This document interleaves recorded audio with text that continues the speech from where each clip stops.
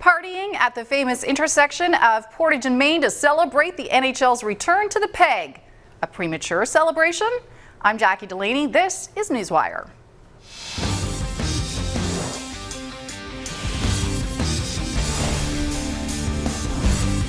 So, will the Atlanta Thrashers stay or will they go? Could the Jets, or whatever they might be called, make a landing in Winnipeg? Nicole Dubé has all the rumors and speculations. Hey, Nicole. Hello, Jackie. So I know last night you were getting a lot of tweets and stuff on Facebook and stuff, and then this party broke out at Portage and Main. A lot of hype, but is it maybe too much too soon without really knowing what's going on? I hope it's not a lot of hype, just because I'd feel so heartbroken for all those fans who were partying last night. Okay, so here's what we do know, and according to the Globe and Mail and their well-respected writer, Stephen Brunt, they had sources confirming that the sale of the Atlanta Thrashers to True North Sports and Entertainment here in Winnipeg was a done deal. But of course, the NHL and True North Sports and Entertainment, they're denying all of this.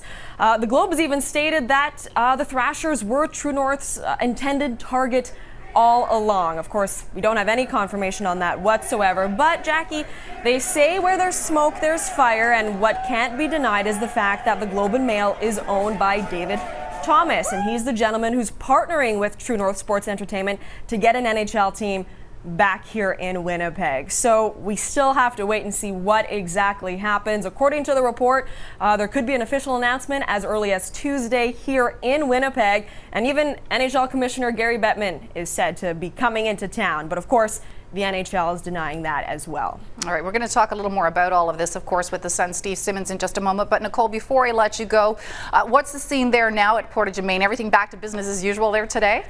Yes, rush hour traffic did not appear to be impeded at all by the fan celebration, but I can tell you last night, well after 1 a.m., fans were still playing street hockey at Portage and Main, a massive intersection in downtown Winnipeg, chanting "Go Jets, go!" And many of them, they are aware that this announcement is yet to be made official, but they're saying that if in fact this deal does happen, which they feel is imminent, they said that they wanted to be there because they'd regret not being there if in fact it did happen. So fans are very optimistic. They say it's just a matter of time. All right, thanks, Nicole. You're welcome. For more on this now and some of the points that Nicole just raised there, I'm going to chat with Sun News sports columnist Steve Simmons, who's joining me by phone. Hey, Steve. How are you, Jack? I'm great, thanks. So let's talk about some of the things that Nicole just brought up. First of all, a lot of this started last night because of the report or the tweet by the Globe and Mail, Stephen Brunt, who in his own right is very well respected in the sports circles, but also the connection there between ownership between the Globe and Mail and the True North group, who is rumored to be purchasing the team.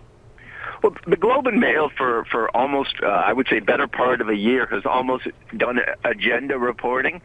And by that, it's been like, let's get another team, NHL team in Canada, preferably let's get it in Winnipeg. Let's go from there. They were behind Jim Balsley when he tried to move the Phoenix Coyotes.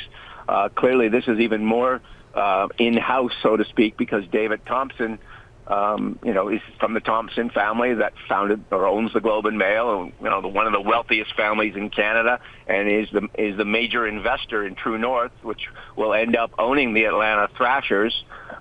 So you put credibility in the story as it comes out. Where you question in some places are things like time frame, deal done, that kind of thing. This is a complicated deal, and it's going to get done. And it's going to get done soon. What we don't know right now is that will it be done by the Tuesday deadline they're talking about for a news conference? Is it done now? No, the deal is not done now. It will be done though. Okay, so let's talk about that supposed Tuesday announcement, because of course I believe it's Bill Daly who came out from the NHL and said, listen, no such announcement or move is going to happen during the Stanley Cup final, and I would tend to believe that. Well, it's not going to happen during the Stanley Cup final, but it could very well happen between now and the final, which is about a week and a half or thereabouts in times. There is an urgency in terms of time here for a number of reasons. The NHL has to get a schedule out. The NHL has to understand which divisions teams are playing in. The NHL has to, the people in Winnipeg have to start moving on ticket sales and building their organization and putting the people in place. I lived through this once before when the Atlanta Flames moved to Calgary, and I covered that. And it's not a simple process of just taking a franchise and moving it. There's a lot of work that needs to be done. And so, between now and, the Stanley Cup Finals and thereafter, there's still lots of things to be done. But what people don't understand in this is kind of like going in to buy a house and you're negotiating with about 7 buyers. Yeah, and let me rephrase it. 7 sellers. So when you go in to buy the house, you're not buying it from the one owner. You're buying it from a group of about 7 different people who don't necessarily get along, who don't want to have this house anymore. And now you've got to make all 7 of those people happy, and you've got to make terms that work for all of them, and all of the 7 lawyers have to agree and sign off on everything. This is complicated. Yeah, I can't see how that would fall apart. Well, it's not going to fall. I don't believe it'll fall apart because if you, I'll use the house analogy again. If you have your house for sale and you only have 1 bid, I think you're selling to that person.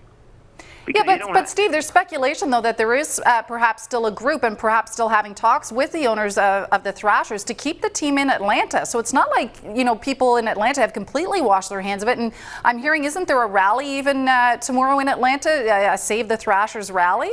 If the National Hockey League had any belief that there was someone else that would keep the team in Atlanta, they would never have allowed the True North people to negotiate. They would have put a kibosh on that right away. If there is a group out there, they probably don't have money, or they don't have financing, or they don't have something. I don't believe for a second that there's a group out there willing to keep this team in that city under these circumstances, because the NHL doesn't want, understand this, the NHL does not want to leave Atlanta. It is a very good American large market city. It just hasn't been a very good hockey operation, and it hasn't been a great hockey town. It's not a very good sports town, to be perfectly honest. But they would prefer, just as they've, you see how hard they have fought to keep Phoenix in Phoenix, losing 35, 40 million a year? They're fighting for those teams. If they could fight for the Atlanta Thrashers, they would, but there's no one to fight with because there's no other owner. Okay, very quickly, because I'm already out of time. My producer's going to rip his hair out, but I am going to ask you one final question about something Nicole brought up there as well, about the fact that this has actually been the intended target this whole time and that this deal was actually approved by the NHL months ago. Your thoughts on that? I don't believe any of that. I do believe what the NHL has told the True North people is, you work with us. Don't be a vagabond. Don't do what Jim Balsley did. Don't do an end around. We will tell you when you come in. We will instruct you as to when franchises are available. You work with us, and we'll work with you.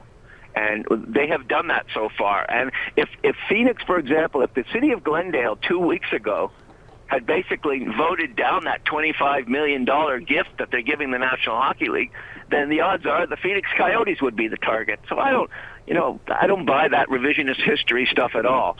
These guys for a few years have been together looking to move an NHL team to Winnipeg, and they have played ball, and they've been the good soldier with the NHL, and they plan on doing so right through, because that's how you get approved in an old boys club.